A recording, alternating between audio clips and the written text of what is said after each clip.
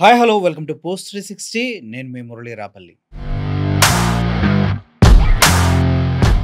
మన రాప్తాడు వైఎస్ఆర్సిపి మాజీ ఎమ్మెల్యే తోపుదుర్తి ప్రకాష్ రెడ్డి గారు మనతో ఉన్నారు.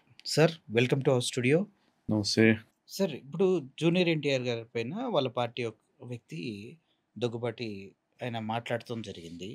వైఎస్ఆర్సిపి ఎందుకు జూనియర్ ఎన్టీఆర్ గారిని ఓన్ చేసుకుంటుంది? అంటే కొడాలి నాని గారికి స్నేహితుడేనా? లేకపోతే మీకెందుకు అనిపిస్తోంది నాకు అర్థం అవ్వట్లా. ఎందుకంటే ఇప్పుడు పార్టీలో చాలా మంది సోషల్ మీడియాలో ఎన్టీఆర్ గారికి సపోర్ట్ చేస్తూనే వెళ్తున్నారు కదా! మొన్న ఈ మధ్య మా దగ్గర ఎన్ఎస్ గేట్ అని మా చెన్నై కొత్తపల్లి మండలంలో ఒక విలేజ్ ఉంది. హ్మ్. మాజీ తెలుగుదేశం పార్టీ శాసనసభ్యుడైనటువంటి వరదాపురం సూరి ప్రధాన అనుచరుడైనటువంటి అరవింద్ రెడ్డిని హ్మ్. పరిటాల శ్రీరామ్ అనుచరులు హ్మ్. 2 కాళ్ళు ఇరగ్గొట్టారు. హ్మ్. పట్టుకొని కింద పండబెట్టి బండలేశారు దారుణంగా. దారుణంగా. హ్మ్. నేను దాని మీద మాట్లాడానే. హ్మ్. ఆయన నా కార్యకర్త ఏం కాదే. మా ప్రాంతంలో జరుగుతున్న అన్యాయంపై నేను గొంతెత్తి మాట్లాడినా. ఏ పార్టీ కార్యకర్త అయితేనేం, ఎవరో అమ్మ కన్న బిడ్డే కదా. హ్మ్. అట్లా చేస్తారా? మీ ఇంట్లో మనిషికి అట్లా జరిగితే మీరు ఒప్పుకుంటారా? మాట్లాడినాం. ఎలా సార్ ఇంత స్ట్రెయిట్ ఫార్వర్డ్‌నెస్, ఇంత ఫ్రాంక్‌నెస్ అంటే మేము మనం కూడా ఎందుకు బతకాలండి నేను చెప్తాను. సమాజంలో? మేము కూడా తప్పులు చేసాం. అవి సరిదిద్దుకుంటాం. మా పార్టీలో కొన్ని అనుకున్నవి చేయలేకపోయాం. వారికి ఎవరో బయట వ్యక్తికి కూడా మేము మద్దతిస్తాం.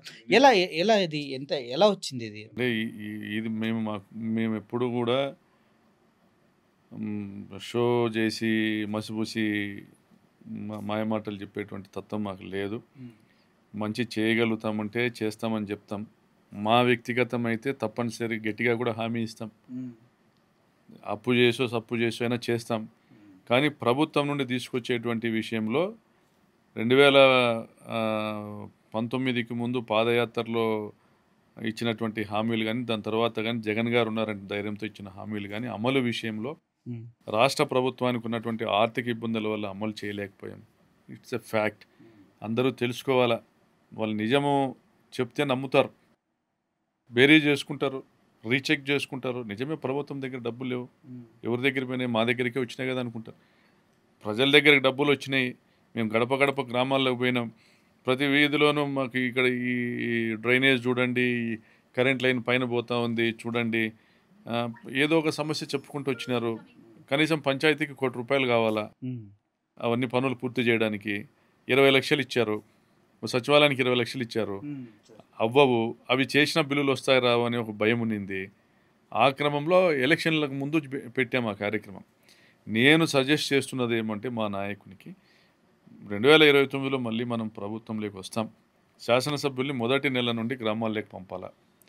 ఏం సమస్యలు ఉన్నాయో కనుక్కుంటూ మళ్ళీ 5 ఏళ్లకు సమస్యలు లేకోకుండా సంపూర్ణమైన అభివృద్ధి గ్రామాల్లో చేసి చూపించాలి. హ్మ్.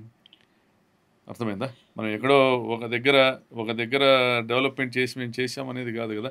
మా గ్రామాల్లో రోడ్లు బాగున్నాయి, మంచినీటి సౌకర్యం ఉంది, మా గ్రామాల్లో వీధి లైట్లతో సమస్య లేదు సార్ అనేటువంటి విధానంగా పోవాలనేది నా